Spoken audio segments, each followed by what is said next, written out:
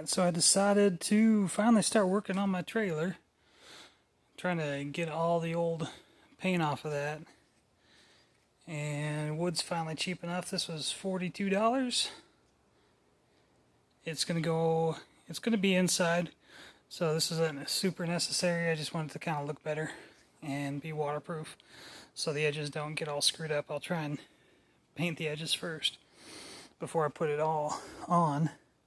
But I'm using this Iron Armor, and $50 from Harbor Freight. It's not textured, so it just comes out pretty sticky. So as I'm going by, it's kind of making this webbing style stuff. So we'll see how it turns out. This is the first coat on a 3/4 inch sheet of plywood ground contact.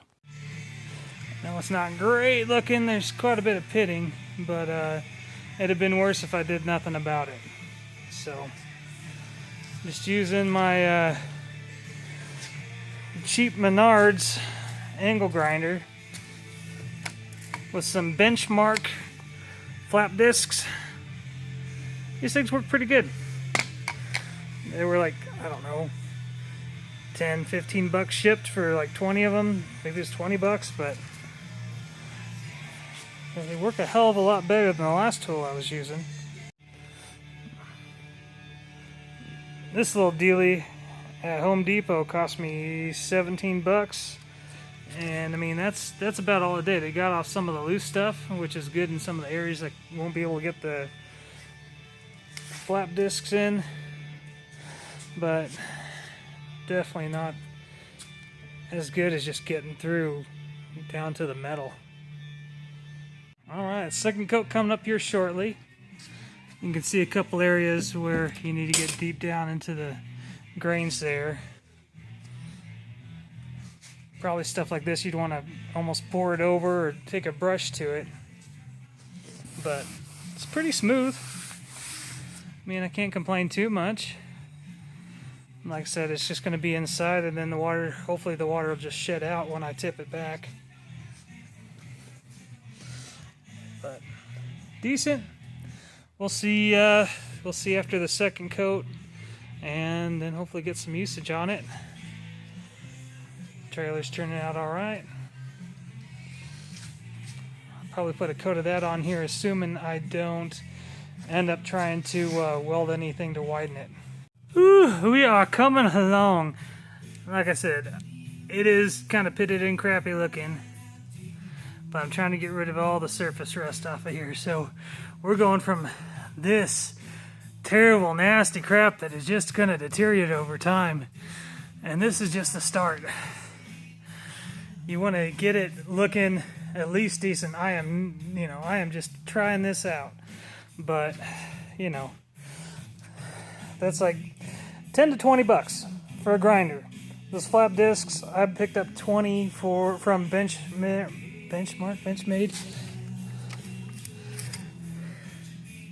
abrasives. Those were cheap.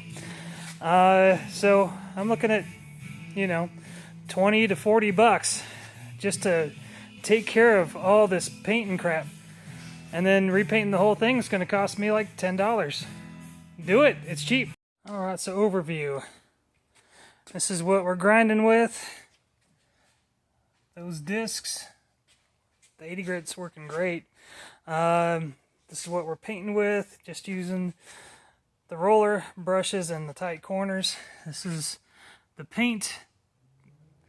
This stuff works pretty good. Rust-Oleum, Ace, whatever you want to use. Yeah.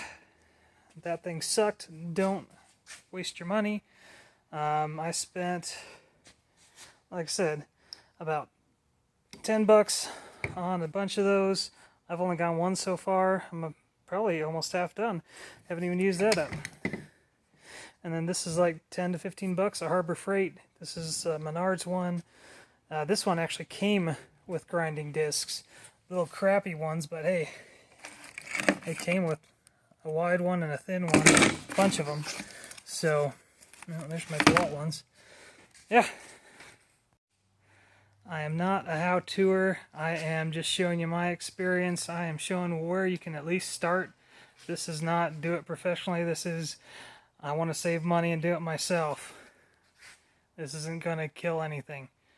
I just wouldn't be all about trying to make money doing this. This is something that I'm doing this for me, and I want to save money. Ooh. First coat on. I still got more grinding to do.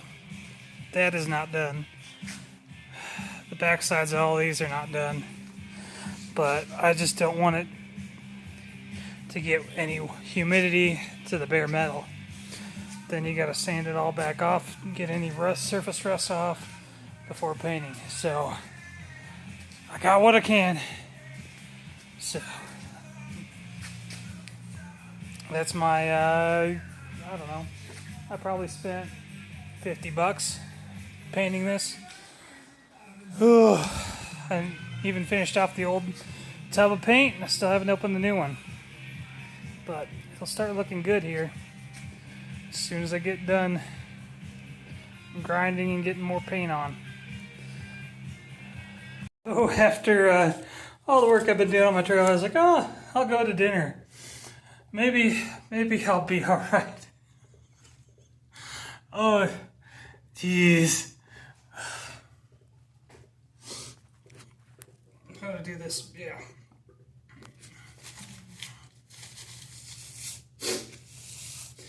Yeah, probably not. Probably need to take a shower. Oh, I got paint in my eyebrows. Love this song. Marshall Tucker. I love this song.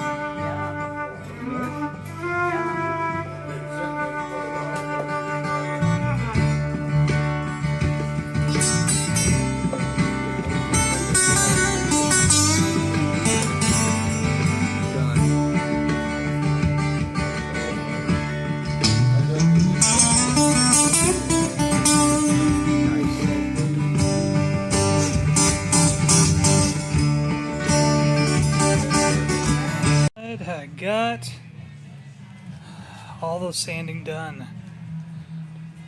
I could sand underneath the wheel wells, but still got some little touch up on paint. But I just want this so it'll be able to be outside. All the bare metal is painted, so just gonna touch up some edges, some little things I couldn't get with the roller, but all the gunk is covered, all the gunk is removed that I can get to. Someone said sandblaster. I really don't want to pay for that. This thing isn't going to be super crazy nice. It's just going to be for hauling my four-wheeler and doing some camping in the backwoods. And this, I got some extra of this stuff from Harbor Freight. I'll probably coat parts of it. I will ask if anyone knows a good way to make extensions for this. I'm not sure how far I need. I was thinking maybe some way I can get some C-channel with an end cap on it and I can just bolt it on there. I guess I can check with the welding companies next door, but I just don't know how much they're going to charge for that. I'll never know. I'll have to grind away and then paint it again. But if someone knows just some extension brackets that are readily purchasable, that would be great. Because I want to widen this out. I'm going to put the wood on it, and then I want to build up the sides and then put a truck cap on it. Camper shell. And then that way I can put my four-wheeler in it, keep it out of the snow. Alright, so progress update on the trailer. I got it attached. I had to use these Tex screws for drilling wood to metal.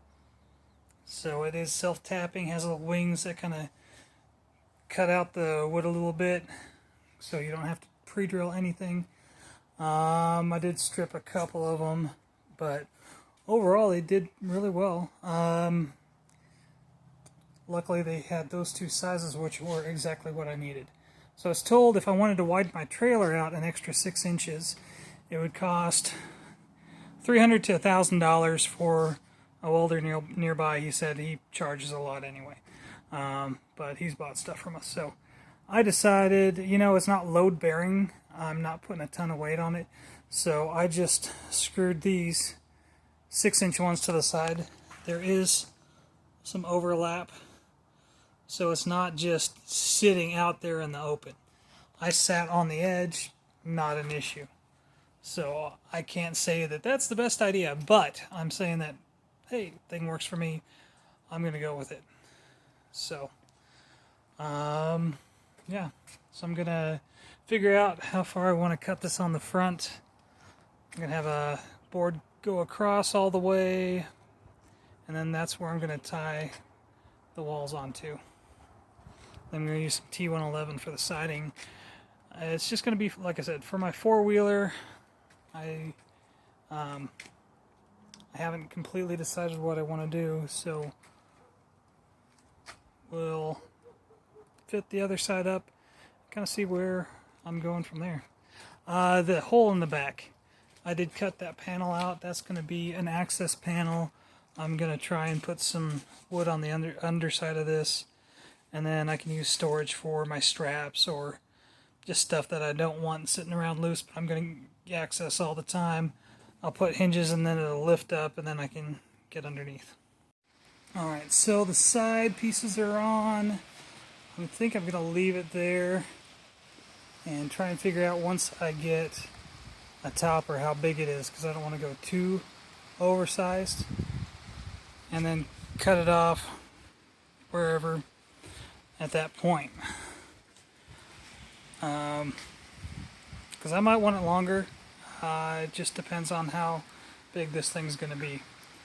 So we'll leave it there. I'm just going to park this in the parking lot, and we should be good until I get what I need.